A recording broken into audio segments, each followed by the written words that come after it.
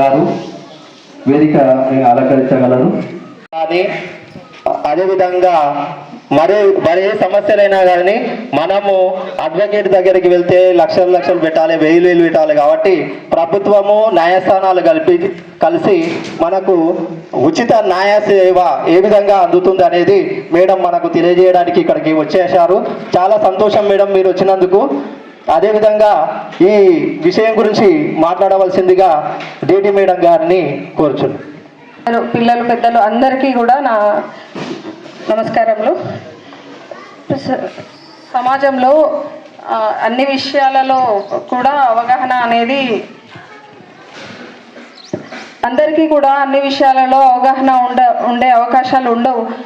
స్పెషల్గా ఏంటంటే జ్యుడిషియరీ విషయంలో అన్ని సందర్భాలలో న్యాయం అనేది కొంచెం కష్టంగా అనిపిస్తుంటుంది.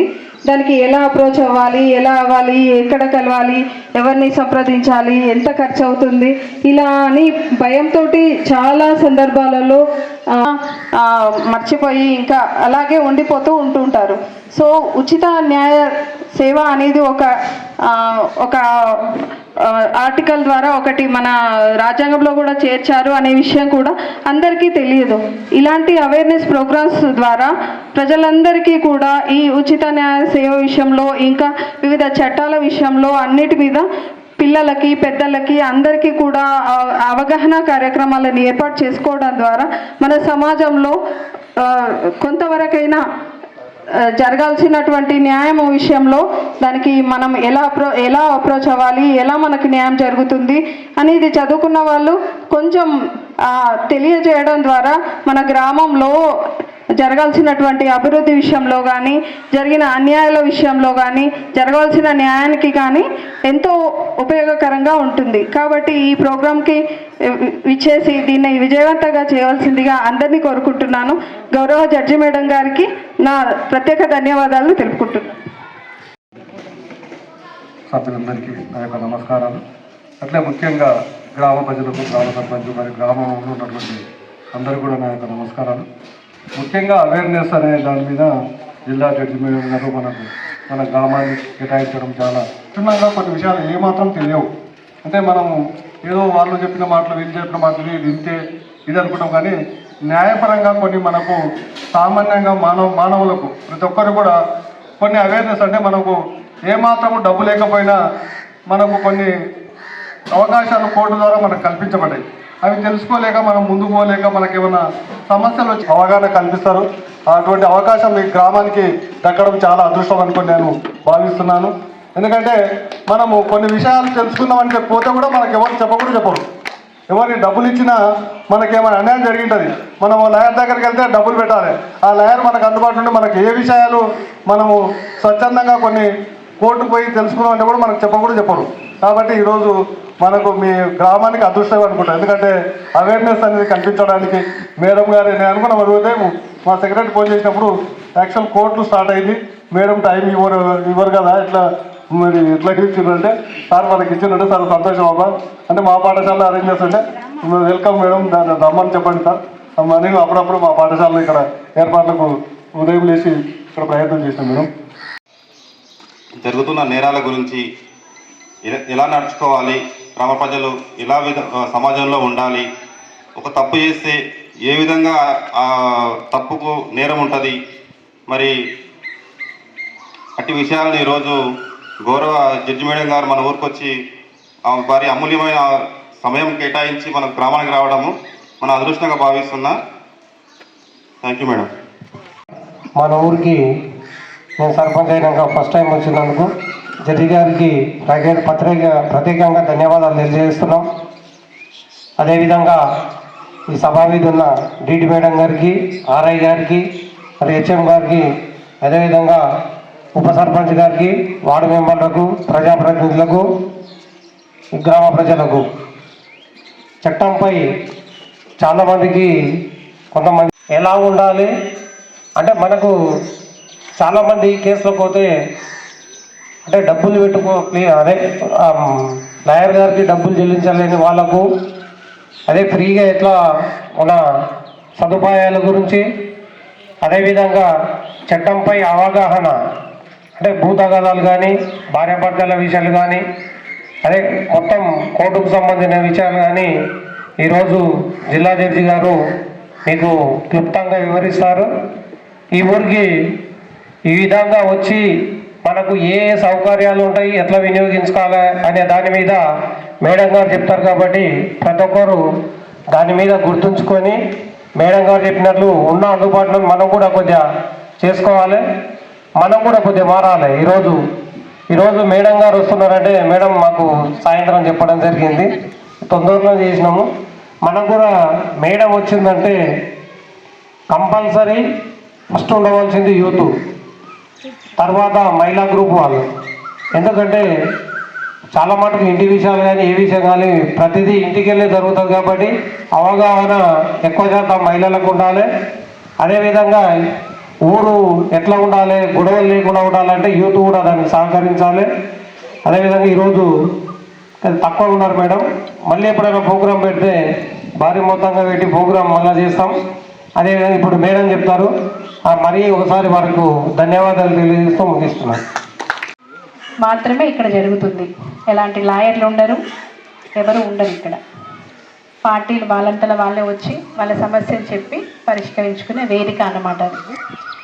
ఒక రకంగా చెప్పాలంటే ఇప్పుడు మీ ఊళ్ళో మీ సర్పంచ్ గారు ఏ పనులు చేస్తారు, ఏదైనా సమస్య వస్తే ఒకరు వస్తారు, తర్వాత ఇంకొకరిని పిలిపిస్తారు, అంతా విన్న తర్వాత ఏదైతే కరెక్ట్గా ఉంటుందని మాత్రమే ఆలోచిస్తారు. అంతవరకు బాగానే ఉంది. అలా కాకుండా మనకి లీగల్గా అంటే చట్టపరమైన సమస్యలు ఏదైనా అందులో ఉన్నప్పుడు తీర్పు అనేది కొంచెం కష్టంగా ఉంటుంది. కాబట్టి ఈ లీగల్ సర్వీసెస్ ఆఫీసెస్ అనేది కూడా అలా లీగల్గా వచ్చిన సమస్యలు మళ్ళీ ఆ ఇద్దరు వ్యక్తులకి నెక్స్ట్ మళ్ళీ వచ్చే అవకాశం లేకుండా ఎలా అయితే మనకు కరెక్ట్గా ఉంటుంది అనేది ఒకటి అక్కడ ఆలోచన జరుగుతుంది. దాన్ని ఒక తీర్పులాగా ఇస్తారు, ఇద్దరు అంగీకారాన్ని తీర్పులాగా ఇస్తారు. అంతే తేడా, మీరు ఎప్పుడూ చేసే పని. కానీ చట్టానికి సంబంధించిన విషయాలన్నీ అందులో మాట్లాడుకోవడం జరుగుతుంది. ఒకరి ఇష్టానికి మా ఇష్టం ఇదే కాబట్టి మేము అన్నట్టే జరగాలి అని అంటే కుదరదు కొన్ని సందర్భాల్లో.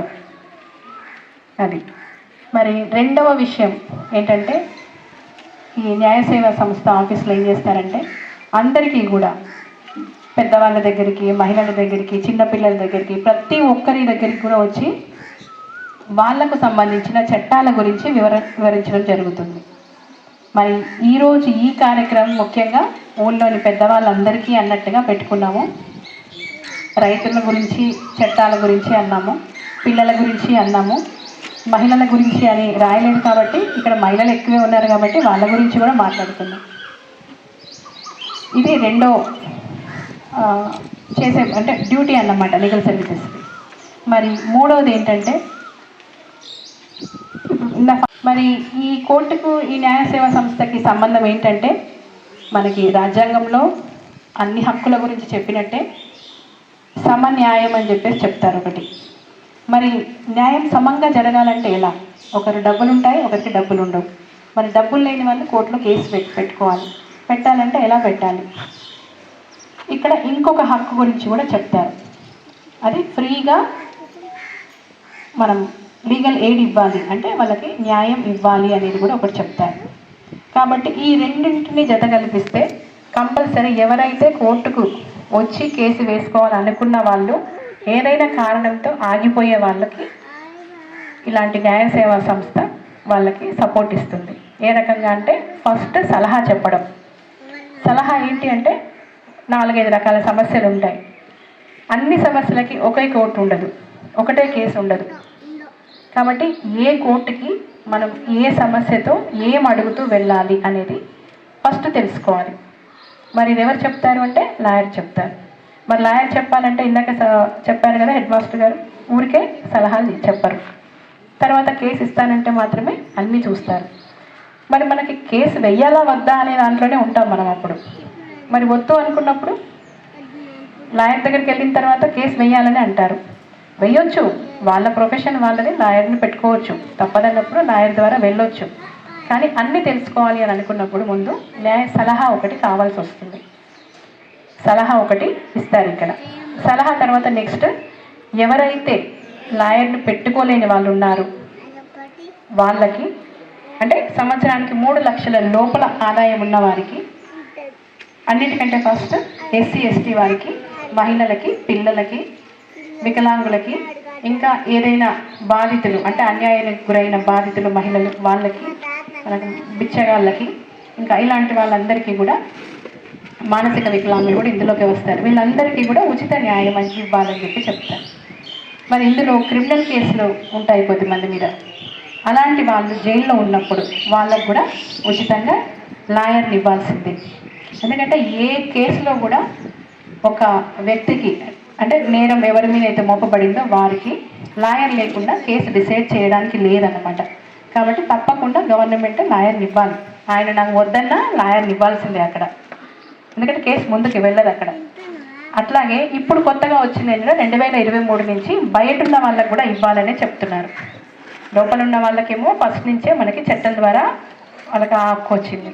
ఇప్పుడు బయట ఉన్న వాళ్ళకి కూడా ఎవరైతే క్రిమినల్ కేసులలో ఉన్న వాళ్ళకి మాకు లాయర్ని పెట్టుకునే స్తోమత లేదు అన్నప్పుడు వాళ్ళకి కూడా లాయర్ని మా తరపున కొద్దిమంది అడ్వకేట్స్ ఉంటారు, వాళ్ళ కేసులు చేసుకుంటూనే లీగల్ సర్వీసెస్ ఆఫీస్కి ప్యానల్ అడ్వకేట్స్గా ఉంటారు. వాళ్ళ ద్వారా వాళ్ళ కేసులకి చేసేలాగా చూస్తారు.